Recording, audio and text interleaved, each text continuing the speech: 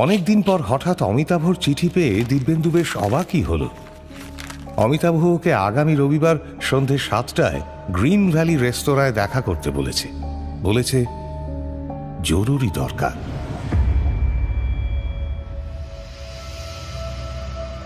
বাংলা সাহিত্যের রোমাঞ্চকর কিছু গল্প দিয়ে সাজানো আমাদের এই বিশেষ নিবেদন সানডে সাসপেন্স। আজ শুনবেন মঞ্জিল সেনের লেখা ভৌতিক কাহিনী বুমেরাং। গল্প পাঠে শেখর ও মুখ্য চরিত্রে অগ্নি। বুমেরাং গল্পটি বুকফার্ম থেকে প্রকাশিত মঞ্জিল সেন ভয় সমগ্র বইটি থেকে নেওয়া হয়েছে। শুরু হচ্ছে মঞ্জিল সেনের বুমেরাং।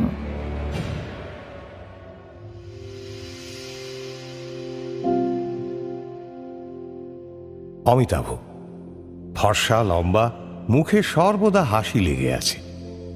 দিব্যেন্দুর মন কয়েক বছর পেছনে হারিয়ে গেল। কলেজ জীবনে ওরা দুজনে ছিল হরিহর আত্মা, অথচ দুজনের মধ্যে সামাজিক ব্যবধান ছিল যথেষ্ট। অমিতাভ মস্ত বড় লোকের একমাত্র ছেলে।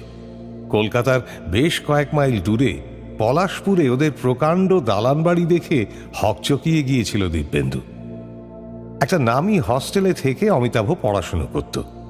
ছুটি ছাটায় পলাশপুর চলে যেত। কলকাতা নাকি ওর ভালো লাগতো না। ভালো ক্রিকেট খেলত, কলেজের ক্যাপ্টেন হয়েছিল। সেই সুবাদে আর পোশাক পরিচ্ছেদের পারিপাট্যে খুব অল্প দিনেই ও ছাত্রমহলে প্রিয় পাত্র হয়ে উঠেছিল। অন্যদিকে দিব্যেন্দু সাধারণ মধ্যবিত্ত ঘরের ছেলে। ওকে পরিশ্রম করে বড় হতে হবে এই ধারণাটা ওর মা বাবা ছোটবেলা থেকেই ওর মনে ঢুকিয়ে দিয়েছিল।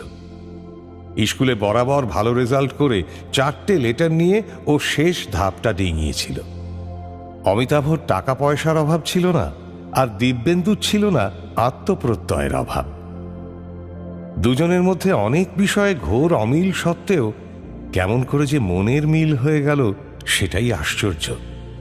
অমিতাভ মাঝে মধ্যেই দিব্যেন্দুকে তার দেশের বাড়িতে নিয়ে গেছে।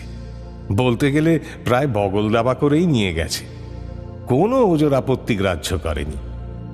পলাশপুরের প্রকাণ্ড বাড়িতে শুধু অমিতাভর বাবা আর এক বিধবা পিসি এক পাল ঝি চাকর নিয়ে বাস করতেন। অমিতাভর বন্ধু বলে দিব্যেন্দুও যেন ওই বাড়িরই একজন হয়ে গিয়েছিল। অমিতাভর ব্যক্তিগত অনেক ব্যাপারেই ও হয়ে দাঁড়িয়েছিল প্রধান উপদেষ্টা। আপনা থেকেই যেন একটা দায়িত্ব বর্তে গিয়েছিল ওর ওপর।